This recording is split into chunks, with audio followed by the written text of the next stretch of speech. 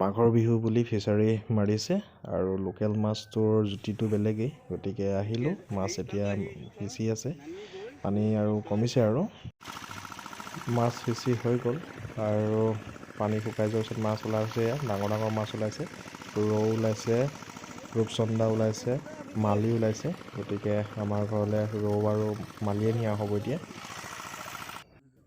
আৰু মাছবিলাক এতিয়া এইফালে এক্সট্ৰাকৈ ইটো ফিচাৰীৰ ওচৰত জীয়াই থোৱা হ'ব আৰু যাক যেনেকৈ লাগে তেনেকৈ তেওঁলোকে নিব পাৰিব। আৰু গতিকে মই ৰৌ এটা লৈছোঁ আৰু মালি এটা লৈছোঁ, দুটা মিলাই 3 কেজি হৈছে। আৰু লোকেল মুৰ্গী থাকিব, বাছ হৈ যাব। আৰু মাঘৰ বিহুৰ দিনাখন লোকেল মাছ আৰু মানে খাই ভাল লাগে আৰু বহুত টেষ্টি লাগে। গতিকে মাছটো এতিয়া লৈ লৈছোঁ। এবাৰ মাছেই খোৱা হ'ব খানাটো, যিহেতু ঘৰৰ পৰিয়ালৰ মানুহে খাম আৰু আমি ঘৰখনেই খাম আৰু বেলেগ মানুহ নাই। গতিকে মাছে খুটি আৰু লোকেল মুৰ্গী খুটি তৃপ্তিৰে সকলোৱে মিলি এসাঁজ খাব লাগিব আজি। এইপিনে আজি বিহু ভাতৰ কাৰণে মাছ লৈ অহা হ'ল বিহুৰ কাৰণে। এতিয়া আজিতো মাছ থাকিব আৰু মুৰ্গী থাকিব, লোকেল মুৰ্গী। আজি চব লোকেলেই খোৱা হ'ব আৰু মুৰ্গীটো আনিলেও ভিডিঅ'টো কৰিলে ভাল হ'লে। মুৰ্গী থাকিব আৰু এইপিনে মাছ।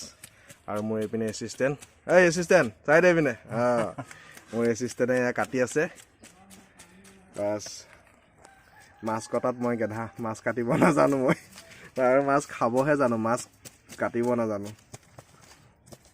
এতিয়া বাছ মুৰ্গীটো এতিয়া বজাৰ আছে আজি, চানডে মাৰ্কেট বিহৰা।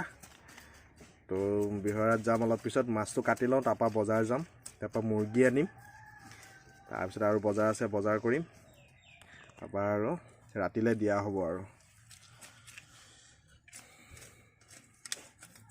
মাছ গুচাই হৈ গ'ল আৰু এতিয়া কাটিবলৈ ষ্টাৰ্ট কৰিছোঁ। মাছটো কটা হৈছে, মাছটো কাটি ধুই তাৰপৰা ইয়াত থ'ব লাগিব। বাছ এতিয়া গুচাই হৈ যোৱাৰ পিছত আৰু কাটিবলৈ ষ্টাৰ্ট হৈ গ'ল আৰু।